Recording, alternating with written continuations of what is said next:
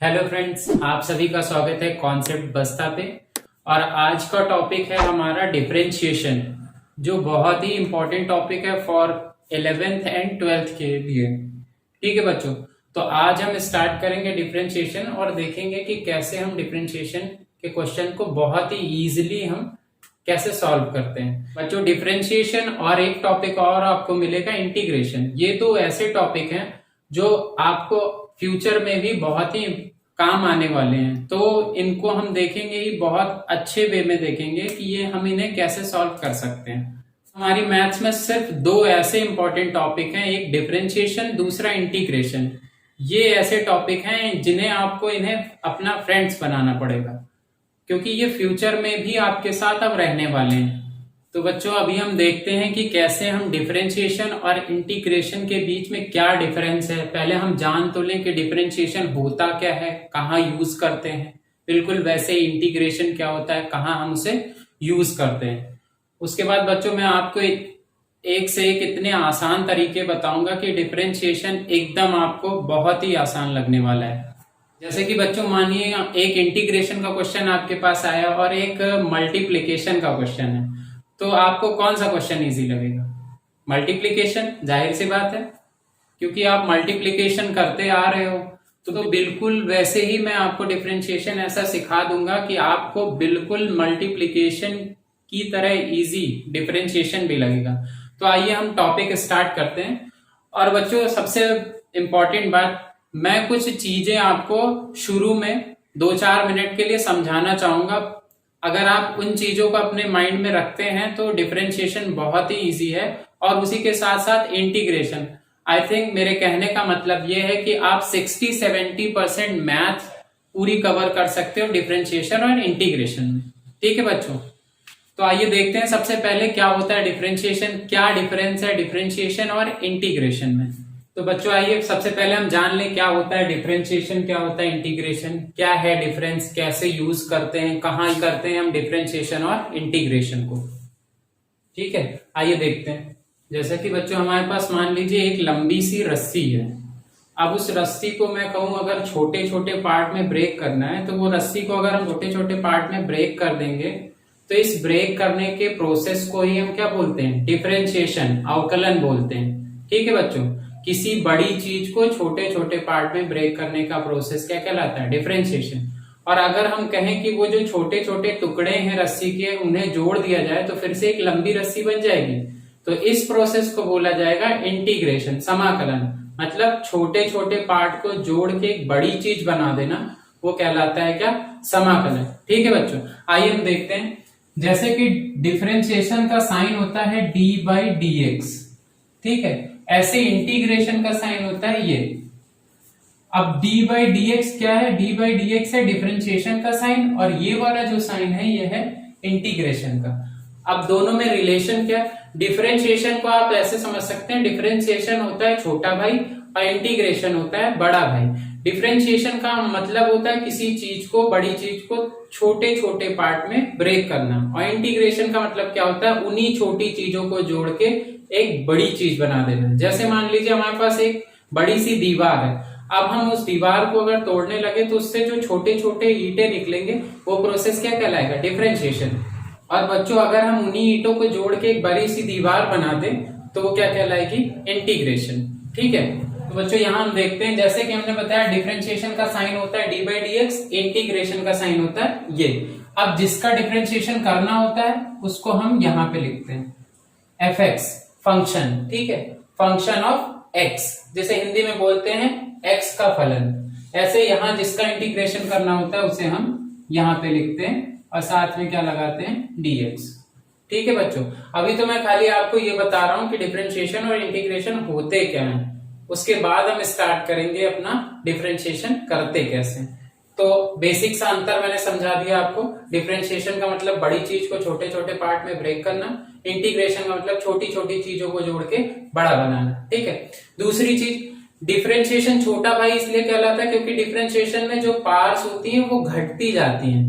ठीक है, डिफरेंशिएशन में पार जो होती है बच्चों वो डिक्रीज होती जाती हैं, और इंटीग्रेशन में जो पार्स होती हैं वो इंक्रीज करती जाती हैं। जैसे कि हम एग्जाम्पल से देख सकते हैं, मान लीजिए हम एक एग्जाम्पल ले रहे हैं x की पावर 5। अगर हम इसे डिफरेंशिएट करेंगे तो हमारे पास आंसर आएगा 5x की पावर 4। अभी वो मैं बताऊंगा कैसे आएगा, बट अभी मैं आपको सिर्फ डिफरेंस बता रहा हूं क्या है। और यहीं पे अगर मैं इसका इंटीग्रेशन करूं x की पावर 5 का, तो ये आ जाता है x की पावर 6/6। तो देखिए यहाँ पे बच्चों पावर क्या हुई, डिक्रीज हुई, 5 से 4 हो गई, और यहाँ क्या हुई, 5 से 6 हो गई। इसीलिए हम इसे बड़ा भाई कहते हैं और इसे छोटा भाई कहते हैं। ये बहुत ही इंपॉर्टेंट टॉपिक है दोनों ही। अगर इसे बहुत अच्छे से पढ़ लिया तो आपकी पूरी मैथ्स लगभग कवर हो जाएगी। ठीक है बच्चों, तो ये हमने देखा, यहाँ पे पावर डिक्रीज होंगी, यहाँ पे पावर इंक्रीज होंगी। अब हम बात करते हैं कि डिफरेंशिएशन को करेंगे कैसे और क्या सबसे अच्छी अप्रोच होगी हमारी डिफरेंशिएशन करने की। तो आइए शुरू करते हैं अब हम डिफरेंशिएशन। बच्चों सबसे पहले हम डिफरेंशिएशन का एक सिंपल सा फॉर्मूला देखते हैं।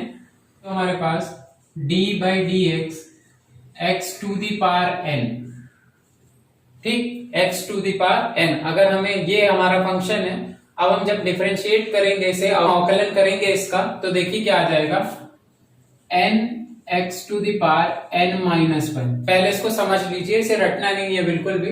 जो भी पावर होगी वो उसमें से एक कम हो जाएगा और जो पावर होती है वो आगे आके मल्टीप्लाई में हो जाएगी। ठीक है, जैसे एक छोटा सा एग्जांपल इसी पे हम करके आपको पहले दिखा दें। d/dx x की पावर 7 है मान लीजिए, तो यहाँ n की वैल्यू क्या है, 7 है। तो फॉर्मूले के हिसाब से सबसे पहले जो पावर होती है वो आगे आ जाती है, देन मल्टीप्लाई में ये पावर एक क्या हो जाएगी, लेस हो जाएगी, तो 7-1, तो ये हमें मिल जाएगा 7x टू द पावर 6। तो कहने का मतलब है, अगर हम डायरेक्ट वे में देखें तो जो भी पावर होगी वो आगे आ जाती है और जो भी x के ऊपर पावर है वो एक कम हो जाती है। ठीक है बच्चों, सबसे पहली बात कि मैं आपको ऐसे कॉन्सेप्ट अब बताने जा रहा हूं जिससे आप डिफरेंशिएशन के सारे सवाल, कोई भी सवाल हो उसे देखते ही पहचान जाएंगे कि इसे किस तरीके से या किस मेथड से सॉल्व करना है। तो आइए सबसे पहले हम कॉन्सेप्ट को समझ लें। तो कॉन्सेप्ट जो है वो यहाँ पे हमारे पास है d/dx। इस चीज को बच्चे बहुत इंपॉर्टेंट से देखिएगा, बहुत ध्यान से देखिए इस चीज को, ये बहुत इंपॉर्टेंट है। d/dx बच्चे, अगर यहाँ पे x लिखा है तो जिस भी टर्म का हमें यहाँ पे डिफरेंशिएशन करना है, जिस भी टर्म का यहाँ पे हमें डिफरेंशिएशन करना है, वो भी किस फॉर्म में होना चाहिए, x के ही फॉर्म में होना चाहिए। ठीक है, अगर आपको बात नहीं समझ में आई तो अभी मैं एक एग्जांपल भी देके दिखाता हूँ। ठीक है, जैसे मान लीजिए हमने कहा d/dx a की पावर 3।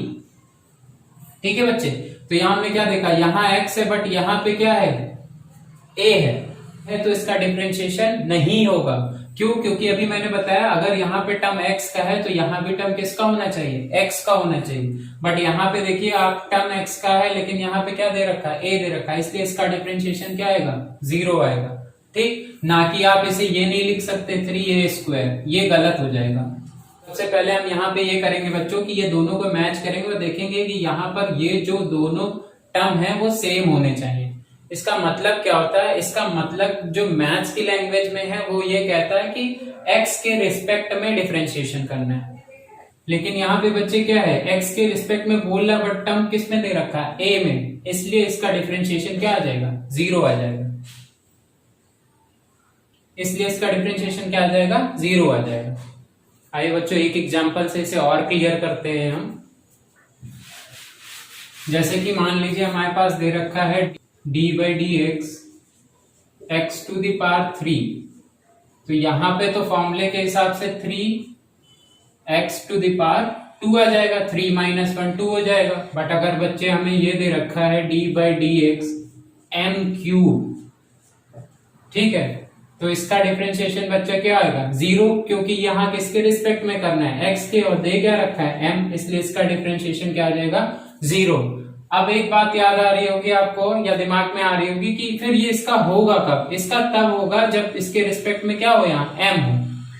तो बच्चे आप सोच रहे होंगे कि फिर इसका डिफरेंशिएशन कब होगा, तो इसका डिफरेंशिएशन तब होगा जब ये किसके रिस्पेक्ट में हो, m के रिस्पेक्ट में, और यहाँ क्या हो, m³, तो फॉर्मूला लगा लेंगे 3m²।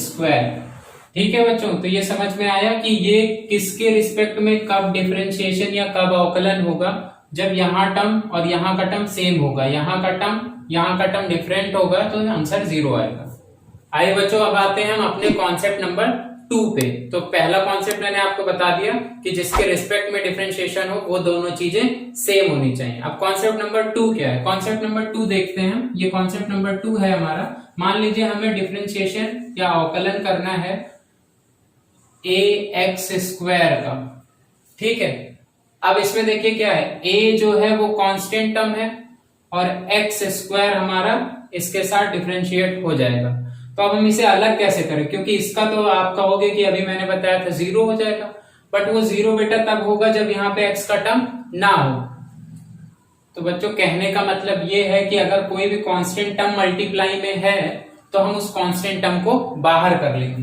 बच्चों हम इस कांस्टेंट टर्म को जब बाहर करेंगे तो ये हो जाएगा a d/dx ऑफ x²। अब हम देख रहे हैं कि जिसके रिस्पेक्ट में करना है वो दोनों चीजें क्या हैं, सेम है।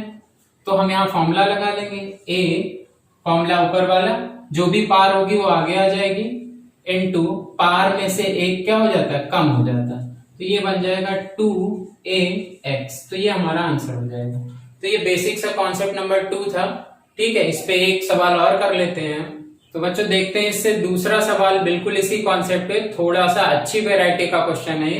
देखते हैं, जैसे हमें दे रखा है d/dx करना है हमें a x⁴ 3/2 plus b x²।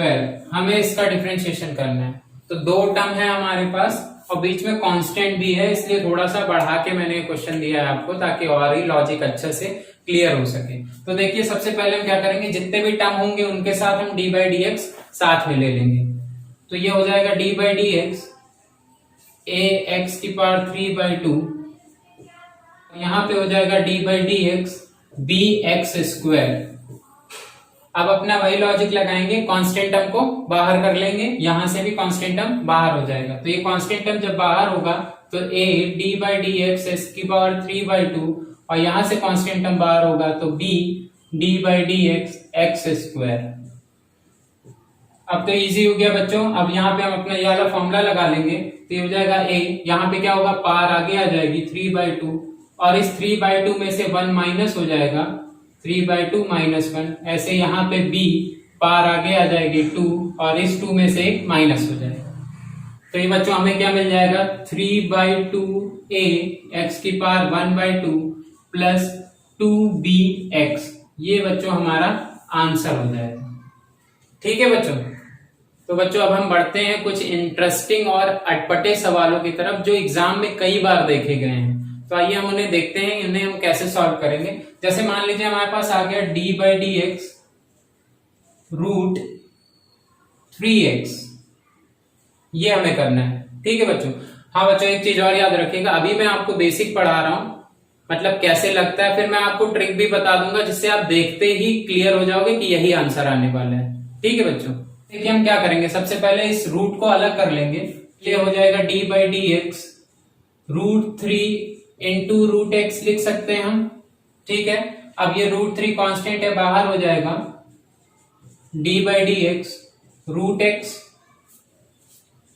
अब हम क्या कर सकते हैं, हम ये कर सकते हैं कि इस रूट को जब हटाते हैं तो पार कितनी आ जाती है, 1/2। तो देखिए बच्चों अब क्या हो जाएगा, √3 फॉर्मूला लगेगा तो पार आगे आ जाएगी 1/2 x⁴ 1/2 - 1। तो यहां से हमें क्या मिलेगा, ये मल्टीप्लाई हो जाएगा तो ये आ जाएगा √3/2 x⁴ -1/2, ठीक है। तो बच्चे इसे हम और भी सॉल्व कर सकते हैं, चाहे तो यहां भी छोड़ सकते हैं, या इसे हम और सॉल्व करके क्या लिख सकते हैं, √3/2 जब ये पार माइनस में ऊपर में है तो नीचे ले जाएंगे तो क्या हो जाएगा 1/2 प्लस में, ये हो जाएगा √3/2 इंटू 1/2 का मतलब क्या हो जाएगा √x। तो ये भी हमारा आंसर सही है। जैसा कि बच्चों अभी हमने देखा कि कांस्टेंट टर्म का डिफरेंशिएशन 0 होता है, बट क्यों 0 होता है वो भी हम करके दिखा रहे हैं। जैसे कि आगे के सवालों में हमें देखना पड़ेगा कि d/dx ऑफ 1 डिफरेंशिएशन 1 का हमेशा 0 आता है, तो वो मैं करके दिखा रहा हूं, देखिए कैसे आता है। जैसे मान लीजिए हमें d/dx करना है 1 का, तो ये देखिए कैसे होगा, ये 1 का मतलब क्या होगा, d/dx हम जानते हैं कि किसी की भी पार क्या 0 क्या होती है, 1 होती है, ठीक है। अगर हम यहाँ पे फॉर्मूला लगा दें तो ये पार आगे आ जाएगी और इस 0 में से 1 माइनस हो जाएगा। अब देखिए 0 से कोई भी टर्म मल्टीप्लाई होगा तो आंसर क्या आ जाएगा 0। इसीलिए हम बोलते हैं कांस्टेंट टर्म का डिफरेंशिएशन क्या हो जाता है 0 हो जाता है। ठीक है बच्चों कुछ सवाल और देखते हैं जो बहुत ही इंपॉर्टेंट है। जैसे मान लीजिए हमारे पास एक क्वेश्चन आ गया √x⁻³ हमें इसका डिफरेंशिएशन करना है। तो सबसे पहले हम क्या करेंगे, सबसे पहले हम रूट को हटाएंगे। जब रूट हटाएंगे तो क्या बन जाएगा -3⁻1/2। अब ये इससे मल्टीप्लाई हो जाएगा तो क्या बन जाएगा x⁻³ तो सबसे पहले हम इसे सिंपल कर लेंगे। अब हम यहाँ पे d/dx x⁻n का फॉर्मूला लगा लेंगे। तो फॉर्मूला क्या होता है, पावर सबसे पहले आगे आ जाएगी, फिर क्या होता है इसी पावर में से एक को हम क्या कर लेते हैं माइनस कर लेते हैं। तो बच्चों जब हम इसे सॉल्व करेंगे तो ये क्या हो जाएगा 3/2। यहाँ जब एलसीएम लेंगे तो 2 यहाँ आ जाएगा -5/2 और ये हमारा आंसर हो जाएगा। ठीक है बच्चों, तो ये बहुत ही बेसिक क्वेश्चन है। अब अगले वीडियो में हम क्या करेंगे, कुछ नए कॉन्सेप्ट को सीखेंगे। अगर आप मेरे साथ वीडियोस को मेरे फॉलो करते गए तो आप डैम श्योर है कि आप सारे क्वेश्चन इंटीग्रेशन या डिफरेंशिएशन के चुटकियों में लगा सकते हैं। ठीक है, तो जाने से पहले बच्चों एक बहुत ही अच्छा सवाल करा के जाऊं ताकि आपको भी लगे कि हाँ सवाल में कुछ दम है। आइए देखते हैं, एक सवाल और कर लेते हैं। जैसे हमारे पास है d/dx ax⁻m + 2b⁻n। हमें इसका डिफरेंशिएशन करना है कुछ नहीं। देखिए सबसे पहले हमने देखा यहाँ कांस्टेंट टर्म है और होल पावर m लगी है। देखिए सबसे पहले हमने यहाँ पे देखा कि ax⁻m है, तो हम सबसे पहले इसे क्या लिख सकते हैं a⁻m x⁻m, ठीक है, प्लस 2b⁻n। अब हमें इसका डिफरेंशिएशन करना है। तो इसका डिफरेंशिएशन के लिए हमने क्या बताया था, जितने भी टर्म होंगे सबके साथ डिफरेंशिएशन होता चला जाएगा। तो सबसे पहले हम यहाँ पे सबके साथ अलग अलग डिफरेंशिएशन लिख लेंगे। तो d/dx a⁻m × x⁻m plus d/dx 2b⁻n। अब हम सबसे अपना बेसिक रूल लगाएंगे। यहाँ देखेंगे कांस्टेंट टर्म मल्टीप्लाई में है, d/dx भी है तो इसको बाहर कर लेंगे a⁻m को और d/dx x⁻m। अच्छा यहाँ पे देखिए बच्चों किसके रिस्पेक्ट में करना है, x के, बट यहाँ x तो है ही नहीं तो इसका आंसर क्या आ जाएगा 0। और यहाँ पे हम फॉर्मूला लगा लेंगे तो m x⁻m-1। तो हमारे पास आंसर क्या आ जाएगा m a⁻m x⁻m-1। ये हमारा आंसर हो जाएगा। ठीक है बच्चों, तो अगले वीडियो में हम मिलेंगे बहुत ही बेहतरीन कॉन्सेप्ट के साथ। बच्चों अगर आपको हमारे इस वीडियो से काफी हेल्प मिल रही हो तो प्लीज वीडियो को लाइक करें, सब्सक्राइब करें और शेयर दबा के करें। ठीक है बच्चों, मिलते हैं अगले वीडियो में कुछ बेहतरीन कॉन्सेप्ट के साथ।